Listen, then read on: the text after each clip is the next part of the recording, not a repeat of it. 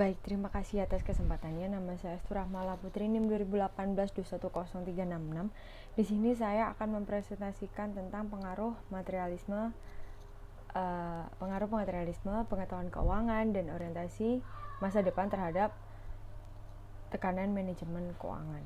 Adalah latar belakang. Nah, yang mana tekanan pengelolaan keuangan saat ini tuh yang mana mencakup perasaan stres atau situasi kekhawatiran atas keuangan saat ini. Nah, apakah berpengaruh sih terhadap kesejahteraan keuangan keluarga ini?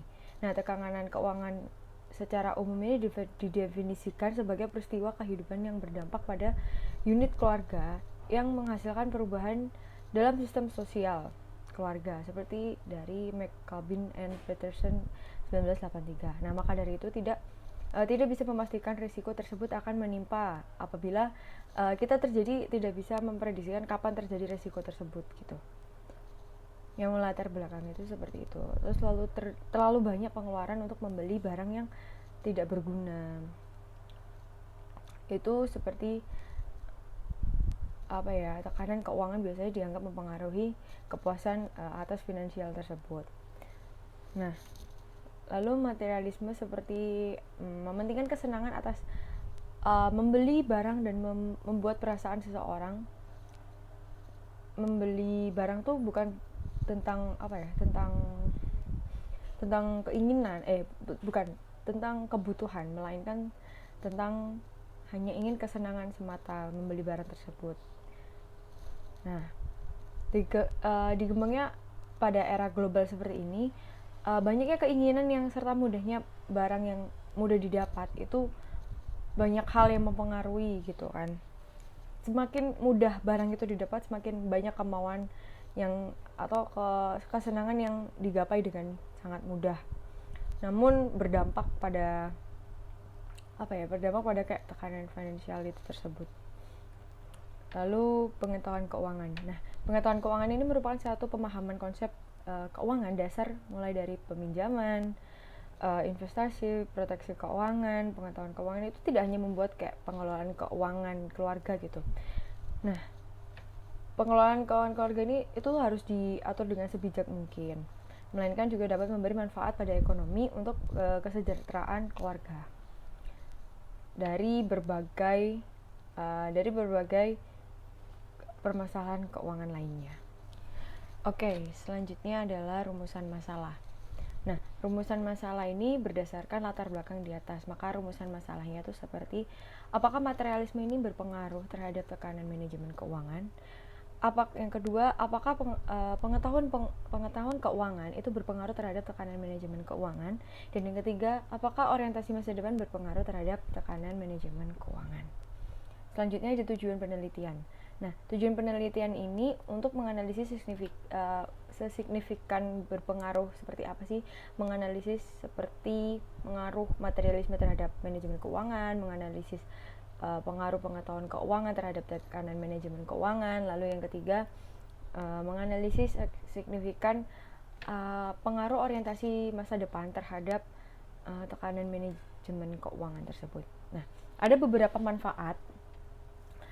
Yang pertama itu bagi masyarakat ya. Diharapkan dengan adanya penelitian ini sangat bermanfaat bagi masyarakat, akan membantu kesejahteraan keuangan keluarganya, terutama pada materialisme, pengetahuan keuangan, dan bagaimana dengan orientasi masa depan terhadap tekanan manajemen keuangan itu sendiri. Nah, bagi peneliti, dengan adanya penelitian ini memperoleh pengetahuan yang mereplikasikan yang sudah ada diterapkan di kehidupan serta menambah pengalaman dan keterampilan untuk membuat metode penelitian khususnya tentang pengaruh materialisme, pengetahuan keuangan, orientasi masa depan, dan terhadap tekanan manajemen keuangan.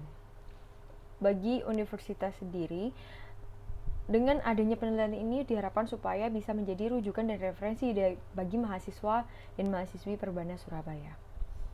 Lalu untuk bagi pembaca dan peneliti selanjutnya, hasil ini tuh guna untuk referensi seperti wadah informasi serta pengetahuan bagi para pembaca untuk mengetahui tentang pengaruh materialisme, pengetahuan keuangan, orientasi masa depan terhadap tekanan manajemen keuangan. Baik, selanjutnya adalah bab 2, landasan teori. Nah, yang mana teori ini mendasari dari mendukung peneliti untuk melakukan penelitian sesuai dengan topik. Nah, yang pertama ada tekanan manajemen keuangan. Tekanan manajemen keuangan secara umum didefinisikan sebagai peristiwa kehidupan yang berdampak pada unit keluarga yang dapat menghasilkan perubahan dalam sosial keluarga. McCabe, Peterson, 1983. Nah, maka dari itu kita tidak bisa memastikan resiko tersebut akan menimpa. Nah, apabila terjadi, kita juga tidak bisa memprediksikan gitu apa yang terjadi, resiko tersebut akan meningkat atau kapan itu akan terjadi, itu kita belum bisa tahu kapan resiko itu akan terjadi. Lalu ada materialisme. Nah, materialisme itu landasan teorinya, saya mengambil dari materialisme didefinisikan sebagai kepentingan yang melekat pada harta duniawi. Itu yang dikatakan Belk pada 1984, atau status yang mempromosikan cita-cita sukses Chan dan Pendergast pada tahun 2007. Nah, materialisme sendiri adalah suatu sikap yang mempengaruhi tingkat konsumtif atau keinginan untuk memenuhi suatu atau tujuan yang akan dicapai. Adapun seperti seseorang yang lebih mementingkan keinginannya gitu daripada kebutuhan dan kegunaannya. Sama halnya seperti rasa ingin memiliki, tapi karena lingkungan di sekitarnya telah memiliki barang tersebut, sedangkan kita tuh tidak membutuhkannya. Nah, lalu pengetahuan keuangan. Nah, pengetahuan keuangan di sini di mana untuk mengelola keuangan dalam pengembalian keputusan keuangan yang dikatakan oleh Chen dan Fold pada 1998. Nah, pengetahuan keuangan sendiri itu mengacu pada masalah keuangan pribadi atau mengukur seberapa paham sih atas konsep keuangan tersebut. Lanjut ke orientasi masa depan. Nah, orientasi masa depan ini memperlihatkan gitu bentuk dari perhatian dalam keputusan yang dibuat masa depan, seperti pekerjaan, pendidikan, keluarga, dan masa pensiun.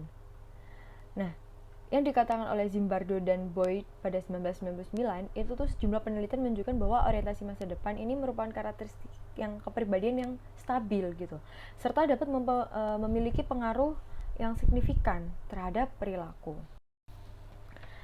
Baik, selanjutnya adalah kerangka pemikiran.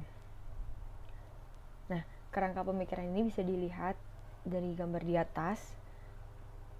Materialisme yang variabel X itu materialisme, pengetahuan keuangan, orientasi masa depan. Mohon maaf, itu masa depannya kurang, jadi tinggal orientasi masa. Nah, lanjut untuk variabel Y-nya, yaitu tekanan manajemen keuangan. Nah, untuk hipotesis penelitian tersebut berdasarkan kerangka pemikiran yang telah dijelaskan tadi, maka hipotesis penelitian ini dinyatakan seperti pernyataan di bawah, seperti hipotesis materialisme ini memiliki hubungan positif signifikan terhadap tekanan keuangan. Lalu hipotesis kedua, pengetahuan keuangan memiliki hubungan negatif terhadap tekanan manajemen keuangan. Lalu yang ketiga adalah orientasi masa depan ini memiliki hubungan negatif juga terhadap tekanan manajemen keuangan. Selanjutnya yaitu ada batasan penelitian. Nah, batasan ini memiliki beberapa batasan, seperti lokasi penelitian hanya dilakukan di wilayah Surabaya, dan variabel dependen hanya hanya menggunakan tekanan manajemen keuangan. Lalu variabel independen menggunakan materialisme, pengetahuan keuangan, dan orientasi masa depan. Untuk identifikasi variabel penelitian, ini berdasarkan hipotesis yang telah saya susun. Variabel yang digunakan yaitu variabel yang terikat atau dependen Y, yang mana variabel ini dipengaruhi oleh variabel lain. Nah, variabel terikat ini adalah tekanan manajemen keuangan. Lalu untuk variabel bebasnya atau variabel atau independen X, itu yang dipengaruhi oleh variabel lain. Variabel bebas ini yaitu ada materialisme sebagai X1, pengetahuan keuangan sebagai X2, dan orientasi masa depan sebagai X3. Lanjut ke teknik pengambilan sampel. Nah, teknik dalam pengambilan sampel ini saya menggunakan populasi dari masyarakat.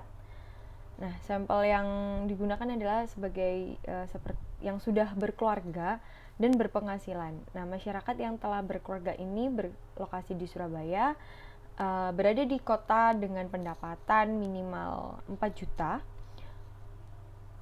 lalu masyarakat yang memiliki pendapatan tetap di lokasi Surabaya juga, dan masyarakat memiliki tabungan. Nah, lalu untuk instrumen penelitian saya, yaitu instrumen yang akan digunakan dalam penelitian menggunakan kuesioner yang berdasarkan pertanyaan yang telah sesuai dengan kuesioner. Nah, data dan metode pengumpulan data. Nah, pada penelitian saya ini menggunakan data primer yang mana menggunakan metode yang diambil menggunakan survei. Nah, kuesioner ini disebarkan kepada responden yang berada di wilayah Surabaya. Untuk uji validitas dan reliabilitas ini, saya menggunakan kuesioner. Secara umum, uji validitas menggunakan percent correlation atau dengan cara untuk membandingkan semua item pertanyaan ke total skor pertanyaan. Nah, skala uji validitas ini dikatakan valid apabila diperoleh hasil korelasi senilai p-value atau kurang dari 0,05.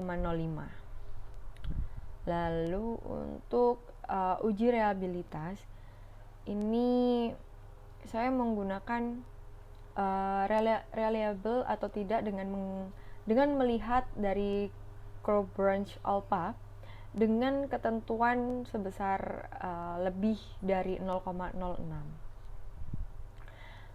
Untuk teknis analisis data, saya menggunakan dua teknik. Yang pertama ada teknik analisis data dan analisis deskriptif.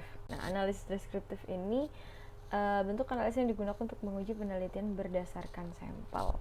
Nah, analisis deskriptif ini dilakukan untuk mendeskripsikan variabel-variabel dari pertanyaan-pertanyaan yang di dalam kuesioner yang telah saya buat, yang telah dijawab oleh responden sehingga dihitung melalui nilai rata-rata atau median. Setiap indikator ini ada tahapan selanjutnya adalah memaknai nilai dari setiap indikator yang telah saya buat dengan nilai rata-rata tersebut. Nah, dinilai berdasarkan interval kelas yang dicari melalui rumus tertentu. Nah, saya menggunakan rumus interval kelas atau kelas lebar, yang mana C sama dengan XN dikurangi X1 dibagi K atau jumlah kelas, atau interval kelas sama dengan nilai observasi terbesar dikurangi nilai observasi terkecil dibagi dengan jumlah kelas.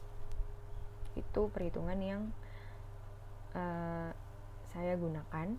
Lalu untuk analisis statistik itu yang saya gunakan melalui regresi linear berganda atau multiple linear regression analysis atau MRA. Nah, MRA sendiri itu digunakan untuk mendukung analisis deskriptif supaya hasil yang saya gunakan ini baik gitu, serta untuk menyimpulkan suatu kondisi secara umum berdasarkan sampel yang digunakan. Nah, untuk model MRA seperti biasa yang dilakukan.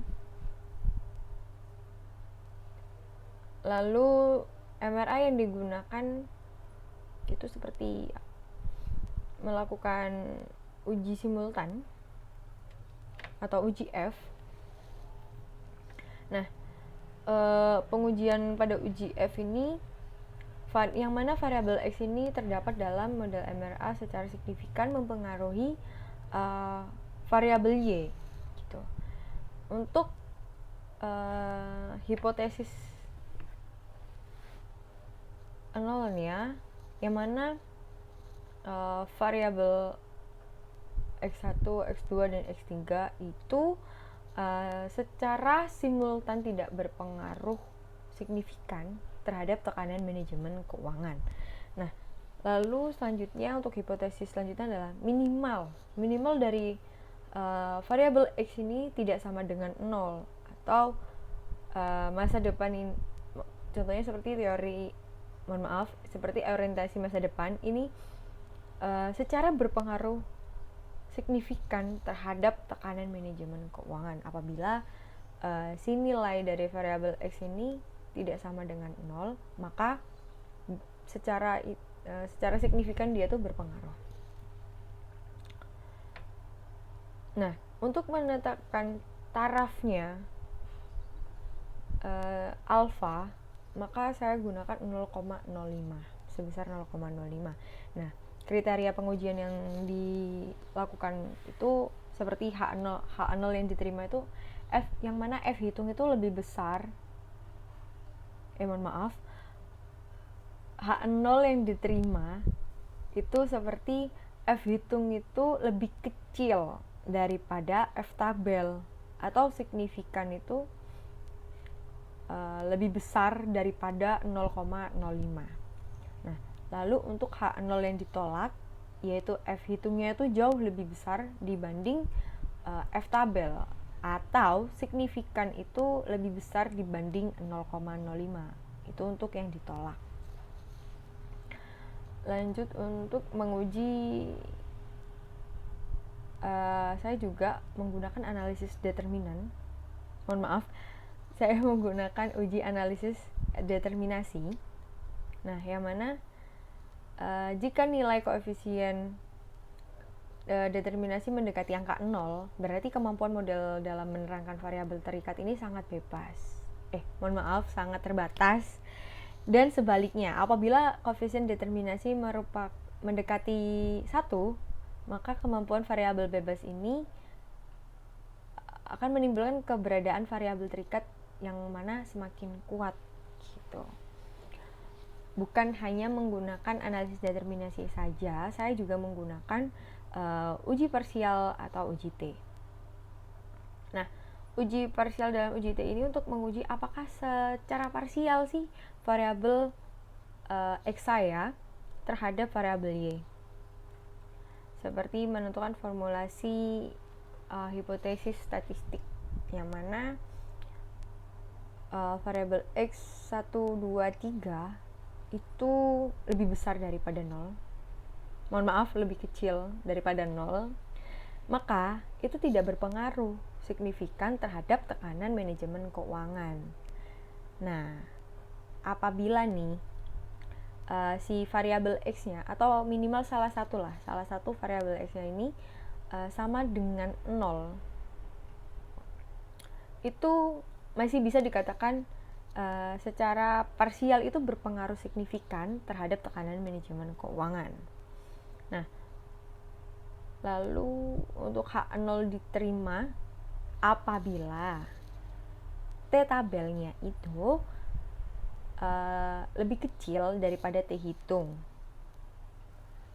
Nah, untuk H0 yang ditolak yaitu apabila T hitungnya itu lebih kecil daripada T tabel, seperti itu, atau T hitung itu lebih gede daripada T tabel. Sekian presentasi dari saya, kurang lebihnya apabila ada salah kata mohon dimaafkan. Terima kasih. Wassalamualaikum warahmatullahi wabarakatuh.